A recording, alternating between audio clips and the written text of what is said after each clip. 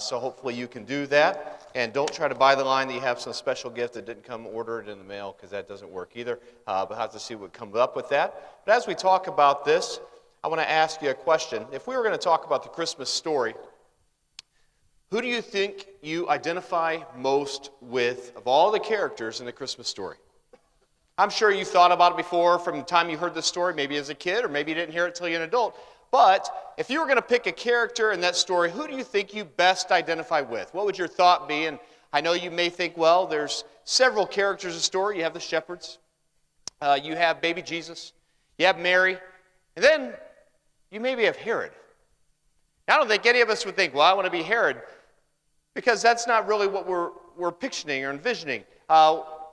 Shepherds, you could see, oh man, they came and they went and worshipped, and they saw all the multitude of heavenly hosts praising God. And then they saw, baby Jesus in the manger, and I don't think any of us, when you get older, picture that, but sometimes you teenagers think, well, that would be me. That would be a little arrogant statement, but maybe you're thinking that, or maybe Mary, some of you ladies think I'd like to do that. But we all obviously don't stop and think about Herod being the person that we're wanting to be in that story. Because King Herod is kind of a villain in the story. He's kind of the guy that you look to and think, well, he's the bad guy in the story. And some of us don't know much about him, but King Herod was not actually a Jew. He was a Roman, and they appointed him as king of Judea. So the Jews despised that, but he was over them at that time. And some of you may have heard of Julius Caesar, and he was killed, and I don't know if you've ever heard of Aete Brute and the Ides of March, and they killed him actually in the Senate there. That happened around 44 BC, and after that happened, Octavius, who was Julius Caesar's nephew, later became Caesar Augustus. He came on the scene, and he killed all those who helped to assassinate his uncle, Julius Caesar. He said, I'm killing all those. But there was a little bit of upheaval at that time in Rome, and so Octavius, Caesar Augustus, was there trying to get power, and another guy named Antony was saying, I want to be in power. Now, Antony had a famous kind of a wife named Cleopatra, an Egyptian. All the Romans hated her, but he was competing right then for power. He was competing with Octavius there, and they were going back and forth. Well, Herod became good friends with Antony, and he said, I'm going to support you and help you to win. So he fought for him and helped him. What happened, though, is that Octavius won. And as Octavius won, he defeated Antony. Well, then Herod is kind of in a rough spot, because Antony then decided, I better get out of here, and he fled and went to another country. So Herod then is kind of left holding the bag, so to speak. Herod is kind of in power, but the new guy in power knows he was on the wrong side. So he had two options, really. I can act like it doesn't happen and hope I'm in an obscure place over here, Judea, and I just hope he doesn't come after me. Or I can flee the country like Antony did and just kind of move on, lose my power. But Herod was so ambitious, he created a third option. He did a very bold thing. He knew that the new Caesar was in the island of Rhodes, and he went to Rhodes to have a face-to-face meeting with him, with Octavius. People saw him coming, and they knew that he had fought for Antony, and he was against Caesar Augustus. They were shocked. But he walked in, and he gave us such an impassioned speech. He was basically risking his life by even going there. But he gave such an impassioned speech that it impacted Caesar Augustus and made him make a decision. What he said was, I was a friend and a supporter to Antony, and everyone knows I am loyal to my friends, and I now pledge my loyalty to you. So he openly admitted, yes, I support Antony, but now I'll be loyal to you. Well, you would think, well, what happened? Octavius was so impressed that he said, not only do you get to go home and keep what you had, but I'm going to give you Jericho, Samaria, and Gaza. And he sent him home. He said, I am impressed. You've pledged your loyalty to me, that's good enough. Here's even more responsibility. He was such an ambitious person. Now, Herod was so committed to creating his own legacy that he kept changing his mind. He married 10 different women, he would say to a son, son, you're going to be my successor. Let me mentor you, because you're going to be the one to follow in my footsteps. So he would pick a son to be a successor, and then change his mind and kill him, and then try another one. So after this happened a couple times, his sons caught on. So his sons are like, you know what, Dad? We love you, but that's okay. I don't really want to be a king anyway.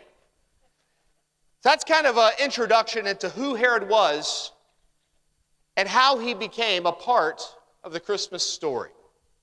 So in a minute, we're going to pick up in the Bible when Herod's about 70 years old. Herod has a painful kidney disease, and he's struggling with his health. And Herod hears about another little king about 5 miles from his palace. And we're going to see what Herod does, and we're going to try to understand how in the world, if that is a story about Herod, could there be a little bit of that in all of us? So if you can, open your Bibles to Matthew 2. I'll try to show some of the verses also on the screen to you. So Matthew 2, 1 through 2, now when Jesus was born in Bethlehem of Judea in the days of Herod the king, behold, there came wise men from the east to Jerusalem, saying, where is he that is born King of the Jews? For we have seen his star in the east and are come to worship him. So these wise men came and confronted Herod, who you know much better now after that introduction. They came to Herod and said, hey, we are here to worship a king of the Jews. Now that was a little bit of a problem for an ambitious man, a control freak in a way like Herod. You're coming to worship the king of the Jews, here I am. So we wondered about that. Verse 2, 3. When Herod the king had heard these things, he was troubled. Interesting, look at the next part of the verse. And all Jerusalem with him. All Jerusalem with him was not worried because there was another supposed king 5 miles. They were worried because when Herod had a bad day, everybody had a bad day.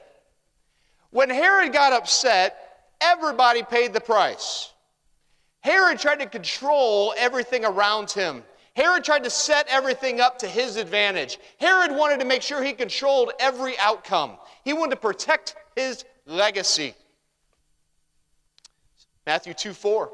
When he had gathered all the chief priests and scribes of the people together, he demanded of them where Christ should be born. He wanted everyone to tell him, where is this Christ born? Where is this new king born? Because I want to know all about this. Verse 5 and 6, they said unto him in Bethlehem of Judea, for thus it is written by the prophet, and thou, Bethlehem, in the land of Judah, art not the least among the princes of Judah, for out of thee shall come a governor that shall rule my people Israel. So they told him and said, here is what we know, and they gave him some details about this new king that was supposedly coming, that may be a threat to Herod, because he thought he was the king of the Jews. Verse 7 and 8. Then Herod, when he had privily called the wise men, inquired of them diligently. So now he's very interested in these details. What time the star appeared. And he sent them to Bethlehem and said, go and search diligently for the young child. And when you have found him, bring me word again, so I may come and worship him also. Now, Herod was really scrambling at this point. Herod said, let me know because I want to worship him also. He was doing everything he could to get an edge and say, I'm going to find this kid. I want to find the supposed king of the Jews. And I'm going to eradicate him. I'm going to do all that I can to control my life. I'm going to do all I can to make sure there's no other king competing with me. I'm not going to turn the reins of my life or this kingdom over to anybody else. It's all mine. And it's going to stay mine. And I'll do what I have to keep it that way. Verse 9 and 10.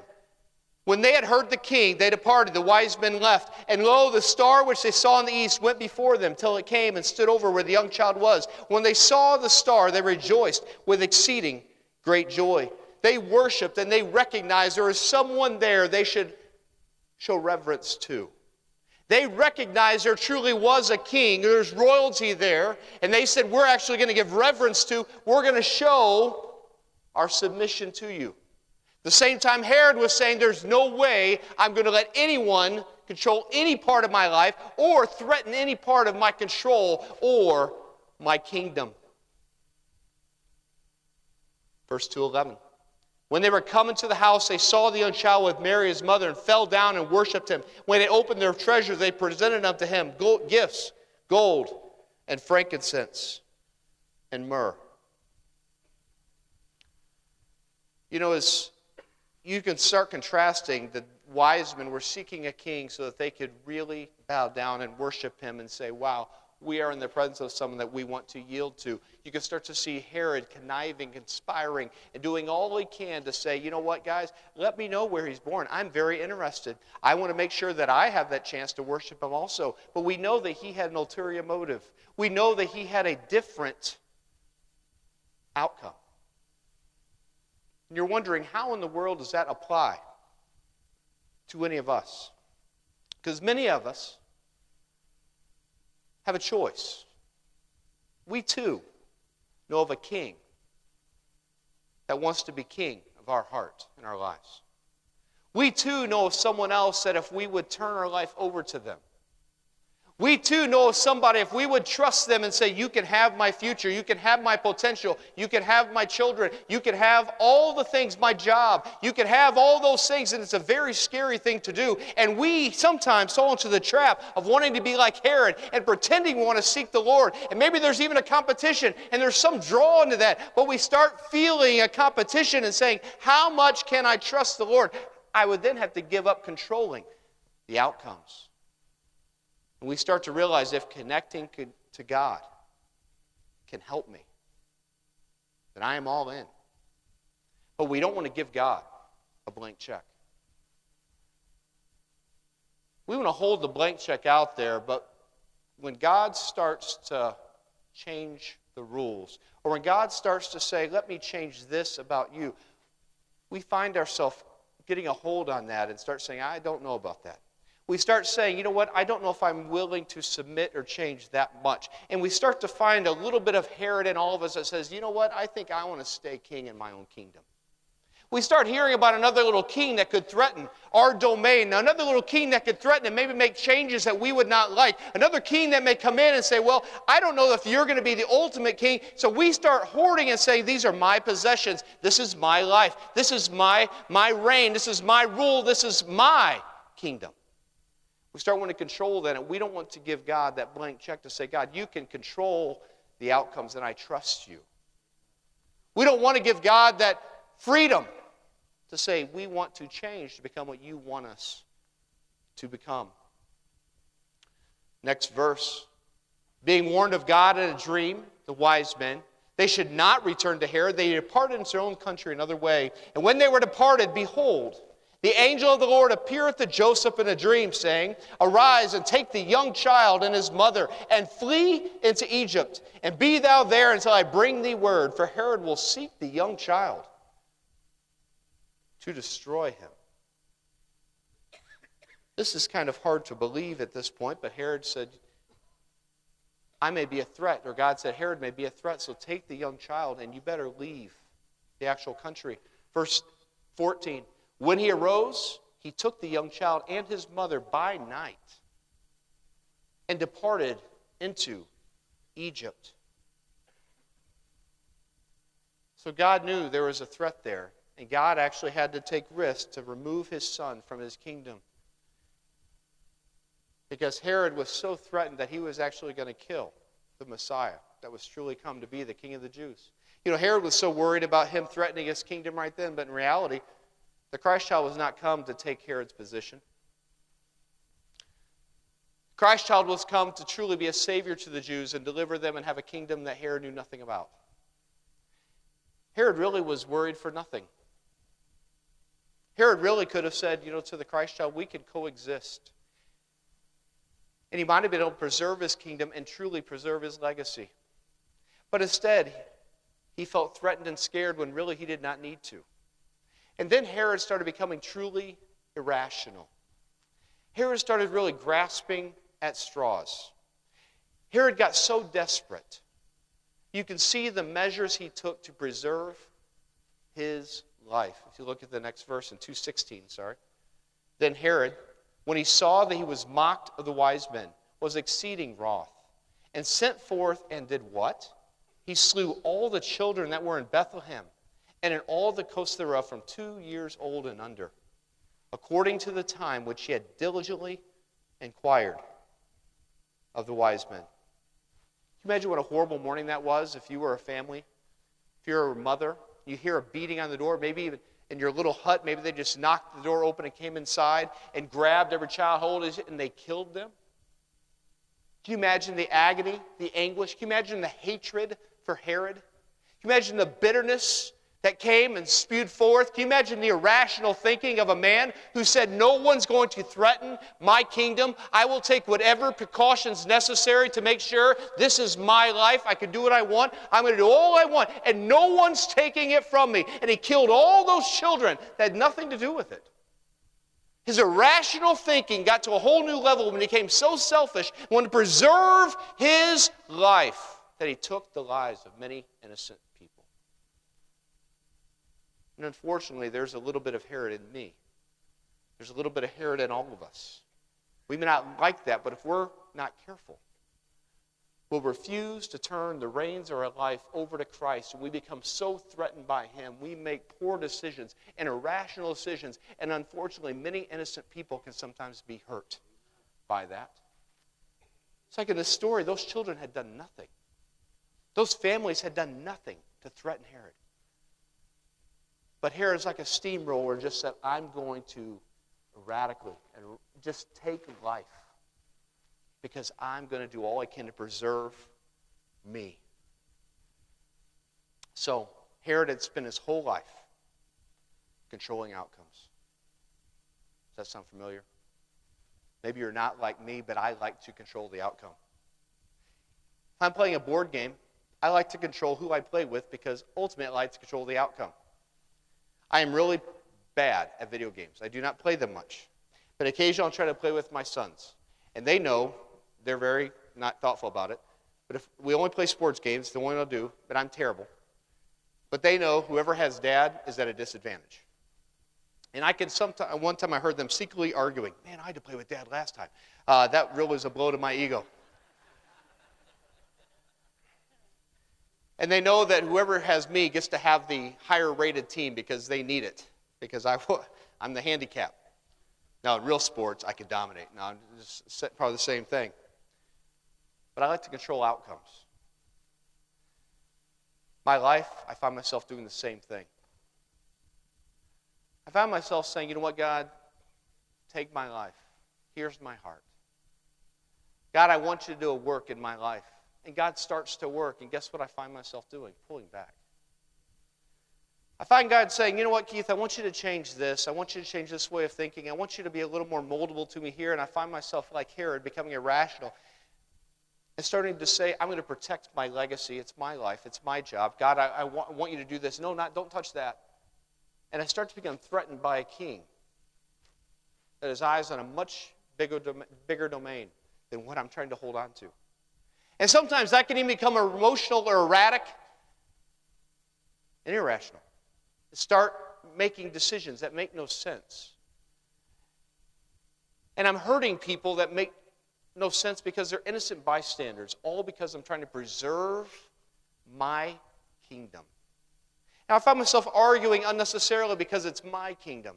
And I find myself threatened by other people that may come into my domain. And I find myself saying, everyone is against me. If you look at 2:19 and 20. But when Herod was dead, behold, an angel of the Lord appeareth in a dream to Joseph, saying, Arise, take the young child and his mother, go into the land of Israel, for they are dead, which sought the young man's life.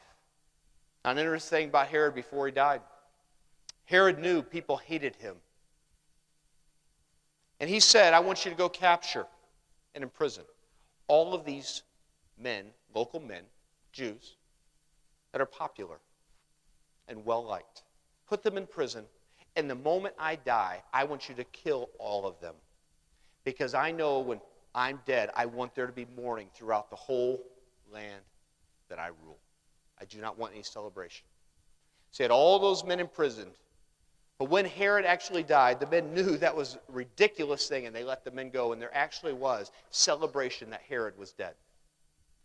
Herod spent his whole life controlling outcomes and telling God and telling Christ, you are having none of my kingdom. But the only thing we know about Herod is a footnote in the story that he actually is a part of Christ's story. It's not Herod's story. It's Jesus' story. The story of Christmas is one about Jesus Christ, not about Herod. And none of us get together and talk about how we want to be like Herod. But Herod is simply a footnote in the legacy of Jesus Christ. And so many times we get so consumed with protecting our life and our kingdom. We get so threatened by God and we push Him out of our heart. And we push Him out of our life. And we'll find our heart being sensitive. And all of a sudden we'll get that hard-heartedness and say, no, I'm going to protect it. And you find yourself pulling other people out and your family out. And you're saying, what am I doing? And you have that selfishness.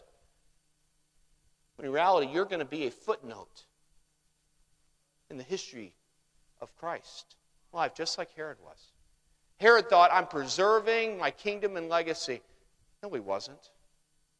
He was sealing it, that he would be a villain in the story permanently. This Christmas story, none of us would picture ourselves to be Herod. None of us would say, I want that. But unfortunately, we find ourselves sometimes acting like that. You know, John, the apostle, the one whom Jesus loved, he so proclaimed, that's what John called himself, similarly, had a life, gave it to Christ. If you read about John in the beginning, as you will in just a verse in a minute, you know, John saw at this point when he's writing it, Peter and Paul had been killed. All of his friends, the apostles, had been martyred. He had seen Jerusalem under siege for 6 months, and he had seen the temple and his land taken. He had seen the temple desecrated. He had seen all these things, and he himself they had tried to kill him, and now they had exiled him to a remote island of Patmos, and he was by himself, and a chance to be bitter or frustrated or say, God, you took my life, and I don't like it. You would think it would be John, but as John is sitting on Patmos, he writes an interesting thing that we have. John 1, 4, 5. In him was life, and the life was the light of men. The light shineth in darkness, and the darkness comprehended it not. John said he shined in the darkness, and John said he shineth right now. He's still shining.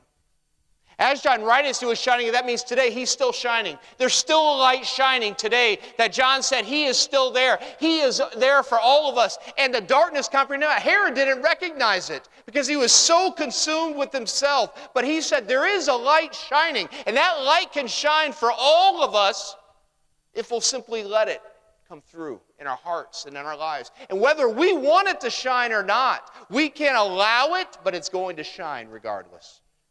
They could try to take all of John's friends. They could try to desecrate the temple. They could try to kill John. They could put him on a remote island. But he said, you know what? The light's still shining. You can't stop it. You know, they tried to kill the name of Christ by killing the body of Christ. But what they did is perpetuate the name of Christ even more powerfully after they killed him.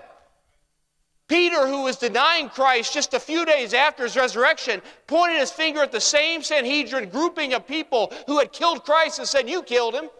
You can't do nothing about it. He's even more powerful now. How can that happen? Those men who took their lives and said, God, here is a blank check. Those men witnessed Jesus Christ working in their lives and said, this is the light that can shine so powerfully and so brightly, nobody can blow it out. The light continues to shine. So, what will your story be with this light? With this King? What's your story this Christmas? As you look to this light of Christ, what will your story be? Which word will be accurate for you? Will it be like Herod, will it be resisted? Or will it be like the wise men who worshipped? Will it be like John who worshipped, or Herod who controlled? Which is accurate for us in our hearts this Christmas? Maybe you've disengaged from Christ sometime in the past year. Maybe you're struggling. Maybe you're having some issue, and you're really competing in your heart of who can control your heart. Am I willing to give God that blank check? Am I willing to open my heart and say, God, you control me? Are we struggling with that? Are you resisting, or are you worshiping? There's no better time to re-engage than right now. If you've had that dilemma with Christ, we can decide to say, you know what? We'll give it to you. Will you hold tightly to your possessions and your legacy, or let God have it? Will you hold tightly to your finances and say, God, I'm in control? Will you hold tightly and say, I'm not willing to give this to the church. I'm not willing to share this with you. Are you going to say, God, this is all mine, and control it yourself? Are you going to say to your time, God, this is all my time, I'm going to do what I want? Are you willing to let it go and say, God, you have a blank check? Are you willing to say, God, I'm yours? You can control my time, you control my money, you can control me. Or are you going to hold tightly to your possessions and say, like Herod did, I'm going to do all I can to control it? We probably all could give witness and testimony of people that we have seen try to control the outcomes to such a degree it drove everybody away. They were left alone and lonely. We have seen people who, even though it makes no sense, have turned their lives over to Christ and said, we're going to worship Him. He will be the king of my heart. And they've opened their hearts and they've opened their hands, and as they turn that to Christ, we've seen God bless and work through them. And we respect them. So, can you stop and re-engage with the light that God brings? Can you stop and say, does God truly have my heart? Because although there is a little Herod in all of us, it doesn't mean that has to control us. There's a little bit of the worship in all of us too. Maybe it's a good idea for us tonight to say, you know what, I'm going to let God have that blank check. I'm going to stop resisting. I don't know what area you're resisting in. It could be different from you than it is for me. Your struggle may be a different one. But there's some area, if you can say, God, is there any area in my heart where I'm resisting as Herod resisted you? Am I threatened by you? Do I hear of another king that wants to come in my domain in a certain area, and I'm threatened by that, so I'm going to lash out and do all I can to stop it? Are we resisting God? Can you be open to what the light of the world wants to do in you and for you this Christmas season?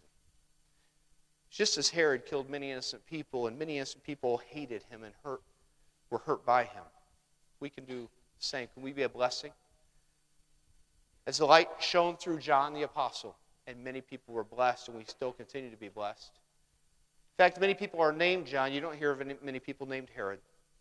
Are you going to try to do all you can to protect your legacy, protect your life, and in doing so, seal your fate like Herod? Or are you going to say, God, you have my heart. I will worship you. I will open my heart. God, I'm yours. God, I don't know what changes you want me to make, but I am going to worship you. I will stop resisting you. What will our testimony be this Christmas season? You have Jesus' birthday that we celebrate in a week. What better time to say, I appreciate the birth of Christ. And if I were going to be a character in the Christmas story, I want it to be a worship character, not a resisting character. What will our testimony be? If we can bow our head and close our eyes. Heavenly Father, tonight help us to make sure that we're one that worships. God, I don't know where we're resisting, but I'm sure it's different for many of us. But God, if you could help us to worship and not resist. God, if every family here, their testimony could be that we put you first.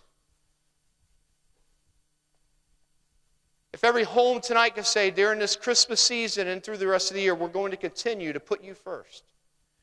We're not going to tightly hold to our authority, to our finances, to our time, to our desires. We're going to let you control it. We're not going to resist. We're going to worship.